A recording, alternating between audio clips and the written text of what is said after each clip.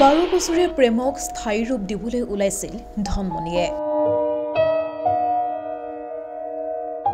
নিজৰ বিয়াখন অতি হেঁপাহেৰে আয়োজন কৰিছিল। দিছিল বিয়াৰ পেণ্ডেল। বিয়াৰ সকলো কামেই প্ৰায় শেষ হৈছিল। কিন্তু বিয়াৰ 3 দিন পূৰ্বেই ৰহস্যজনকভাৱে মৃত্যুক আকোৱালি ল'লে ধনমণিয়ে। আত্মীয়ক নিজৰ বিয়ালৈ নিমন্ত্ৰণ দিবলৈ গুৱাহাটীলৈ অহাটোৱে কাল হ'ল ধনমণিৰ বাবে। নিজৰ বিয়াৰ ৰভাতলিত পৰি ৰৈছে ধনমণিৰ নিথৰ দেহ। 12 বছৰীয়া প্ৰেমক স্থায়ী ৰূপ দিবলৈ সাজু হৈছিল মঙলদৈৰ গেৰিমাৰীৰ ধনমণি ভট্ট। হেঁপাহেৰে নিজৰ বিয়াখনৰ যোজা কৰিছিল। ঘৰখনৰ জ্যেষ্ঠ সন্তান আছিল ধনমণি। ঘৰত কেৱল ধনমণিৰ মাতৃ আৰু কনিষ্ঠ ভাতৃ। সেয়ে সকলোফালে ধনমণিয়ে চকু দিবলগীয়া হৈছিল।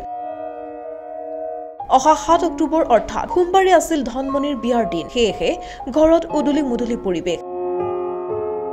কোনোৱে গৈছে বজাৰ কৰিবলৈ, কোনোৱে গৈছে বিয়াৰ নিমন্ত্ৰণ দিবলৈ। ৰভা সাজোতাই ৰভা সাজিছে। ইয়াৰ মাজতেই ধনমণিয়ে নিজেই গুৱাহাটীত থকা আত্মীয়ক নিমন্ত্ৰণ কৰিবলৈ বুলি বুধবাৰে ঘৰৰ পৰা ওলাই আহিল।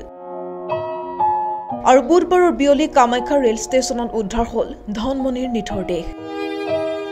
ইয়াৰ লগে লগে হাহাকাৰ লাগিল বিয়াঘৰত। কি হ'ল, কেনেকৈ হ'ল, একোৱেই নাই উত্তৰ। জানিব পৰা অনুসৰি ধনমণিৰ নিথৰ দেহ কামাখ্যা ৰেল ষ্টেচনৰ সমীপত উদ্ধাৰ হৈছিল। ৰেলৱে লাইনত পৰি থকা অৱস্থাত ৰহস্যজনকভাৱে উদ্ধাৰ হৈছিল ধনমণিৰ নিথৰ দেহ। আৰু এতিয়া পৰিয়ালৰ লোকে এই ঘটনাটো এক ৰহস্যজনক বুলি মন্তব্য কৰিছে। মৰণোত্তৰ পৰীক্ষাৰ পিছতহে পোহৰলৈ আহিব ধনমণিৰ মৃত্যুৰ আচল ৰহস্য। আচলতে ক'বলৈ আমাৰ ভাষা নাই। বিশেষ তাৰ বিয়া সোমবাৰে, এতিয়া হঠাৎ খবৰটো পালোঁ আমি। মই গৈছিলোঁ কলাইগাঁৱত কিবা এটা কামত। তাতে খবৰটো পালোঁ, মোক দৌৰা দৌৰিকৈ মাতি পঠাইছে। আহি পেলাই গম পাওঁ এক্সিডেণ্ট হোৱা বুলি কৈছে। তাৰপিছত আমাৰ মানুহ গৈ তাতে তেওঁলোকে শুনিছেহে আৰু গমো পালে মানে হেৰিত কামাখ্যা ৰেলৱে ষ্টেচনত তাতে পাইছে মানে অলৰেডি তেখেত মৃত বুলি ঘোষণা কৰিছে। আৰু তেওঁলোকৰ পুলিচে কোৱা মতে এতিয়া বস্তুটো তেওঁলোকৰ মতে তেওঁলোকৰ হৈছে এইটো, কিন্তু আমি আচলতে এতিয়া আচৰিত হৈছোঁ। সেইটো কৰিব লগা ল'ৰা নহয়। এতিয়ালৈ একো বিচাৰি পোৱা নাই। সিদিনা বন্ধু বান্ধৱক কিবা কৈছে নে আমাক কৈছে, কাকো একো কোৱা নাই। সি নিজে মানুহ মাতি ফুৰিছে। গতিকে এতিয়া আমাৰ মেইন কথাটো হ'ল পষ্টমৰ্টেম ৰিপৰ্ট আজি ল'ব, পষ্টমৰ্টেম হ'ব।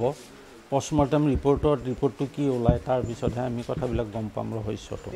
আমি এতিয়া তাৰ কাৰণটো এতিয়া একো ধৰিব পৰা নাই। আমি একো গম পোৱা নাই। আমি আচলতে হেৰি হৈছোঁ, একো ক'ব পৰা নাই। আমি মোকো আৰক্ষীয়ে তদন্ত কৰিব, কৰাৰ পিছত কি হয় তেতিয়া গম পাম।